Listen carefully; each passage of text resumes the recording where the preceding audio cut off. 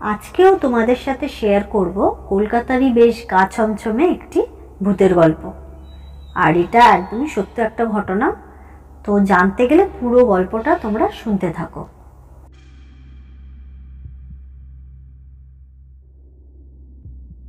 আজকের ঘটনাটি বলছি মল্লিক ঘাটের। তোমরা যারা জানো না মল্লিক ঘাট ঠিক কোথায়, তো তাদের জন্য বলে দিচ্ছি, হাওড়া ব্রিজের ঠিক নিচে গঙ্গার তীর ঘেঁষে মল্লিক ঘাট। শহর কলকাতার জনবহুল এবং সবচেয়ে ব্যস্ত বাজারের মধ্যে অন্যতম হলো এই ফুল বাজার। অস্থায়ী এই বাজারটি এশিয়ার বৃহত্তম ফুলের বাজার হিসেবে স্বীকৃত। অন্তত 2000 দোকান, বিয়েবাড়ি থেকে নিত্য পুজো, কলকাতা শহর সহ গোটা রাজ্যের ফুলের যোগান দেয় এই বাজার। পাশেই রয়েছে আবার কুস্তির আখড়া। গায়ে মাটি মাখা কুস্তিগীরদের লড়াই দেখতে ভিড় করেন অনেকেই। জমজমাট এমন বাজারটিও কিন্তু ভুতুড়ে বলে তীব্র কুখ্যাতি আছে। কলকাতার যতগুলো সুইসাইড জোন আছে তার মধ্যে আত্মহত্যার সংখ্যার নিরিখে শীর্ষে রয়েছে কিন্তু এই হাওড়া ব্রিজ। এই ব্রিজ থেকে প্রচুর মানুষ গঙ্গায় ঝাঁপ দিয়ে আত্মহত্যা করেছেন। এবং এই ঘাটটিও কিন্তু মোটেই নিরাপদ নয়। পা পিছলে অনেকেরই অপমৃত্যু ঘটেছে এখানে। স্রোতস্বিনী গঙ্গা ভাসিয়ে নিয়ে গেছেন কত হতভাগ্যকে। ঠিক এখানেই চান করতে এসে রোমাঞ্চকর অভিজ্ঞতা হয়েছিল রোশনের। কুস্তি শেখার আগ্রহে 17 বছরের তরতাজা রোশন গত কিছুদিন ধরে আখড়ায় ঘোরাঘুরি করছিল। বেশ লাগে জায়গাটি। উপচে পড়া ফুলের সম্ভার, ফুলের গন্ধ, ভিড়, গঙ্গার অপরূপ দৃশ্য। আজ একটু আগেই সে চলে এসেছিল। আখড়া তখনও জাগেনি। ভোরের আলো সবে ফুটেছে।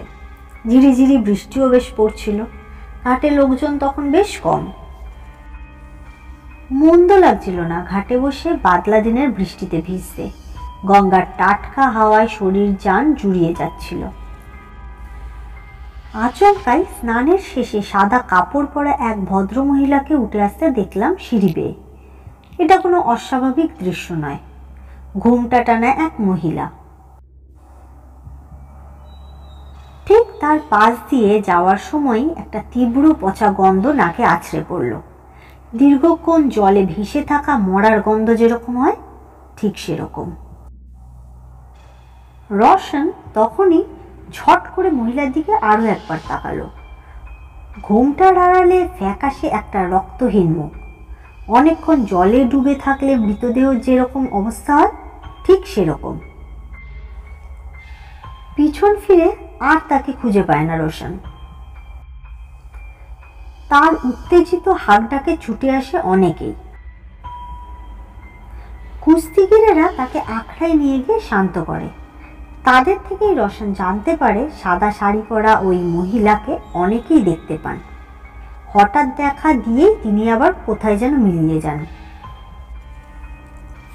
পুরনো কুস্তিগির যারা ভোর রাতে মুগুর ভাসতে গঙ্গার তীরে যান তারা আরো অনেক রকম অদ্ভুত অদ্ভুত ঘটনার সঙ্গে পরিচিত। বলা যায় এসব দৃশ্য বরং তাদের এখন স্বাভাবিকই লাগে। অনেকেই আবার দেখেছেন জলের নিচ থেকে একটি হাত মরিয়াভাবে খড়কুটো আঁকড়ে ধরতে শূন্যে ছটফট করছে। কেউ যেন ডুবে যাচ্ছে, অথচ কেউ যদি বাঁচাবার উদ্দেশ্যে জলে ঝাঁপ দেন তাহলে নাকি সেও আর প্রাণে বাঁচে না। আজও অনেকেই স্নান করতে নেমে ডুবে যান, কিন্তু কোনটা আসল কোনটা অলিক ঠিক বুঝে ওঠা যায় না। কেমন একটা ঘোর, একটা ভুলভুলাইয়া। সময় এখানে বদলে বদলে যায়। অতীত, বর্তমান, সত্য মিথ্যা সব গুলিয়ে যায়, মিলেমিশে যায়।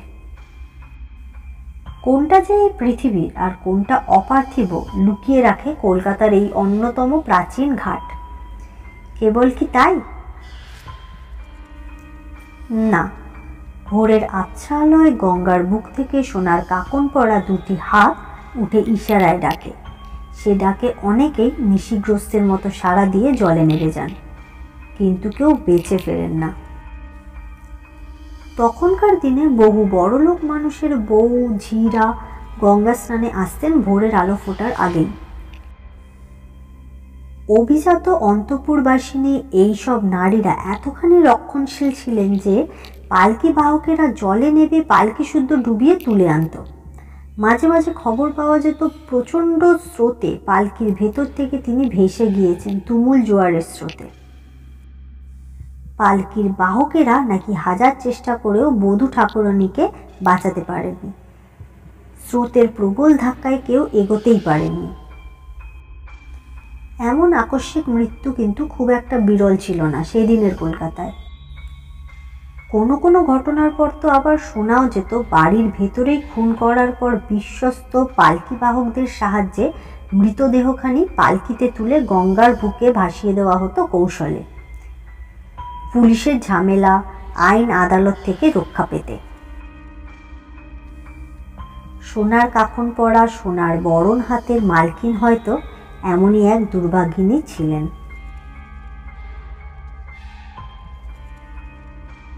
প্রিয়জনদের হাতে নৃশংসভাবে মৃত্যু তাকে সমগ্র মানবজাতির প্রতি তীব্র বিদ্বেষী করে তুলেছিল। তাই ইশারায় মানুষকে জলের বুকে টেনে প্রতিহিংসা চরিতার্থ করে সে। এসব রহস্যের কুলকিনারা পাওয়া যায় না। প্রকৃতি নিজের সব কিছু উন্মোচন করতে ভালোবাসে না।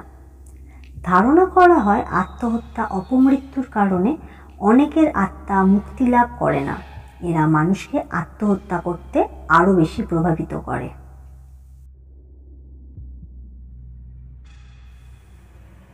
এরকমই বিভিন্ন ধরনের ভূতের গল্প যদি তোমরা শুনতে চাও তাহলে অবশ্যই চ্যানেলটা সাবস্ক্রাইব করো। আর আজকের গল্পটা যদি ভালো লেগে থাকে তাহলে ছোট্ট একটা লাইক অবশ্যই করে দিও।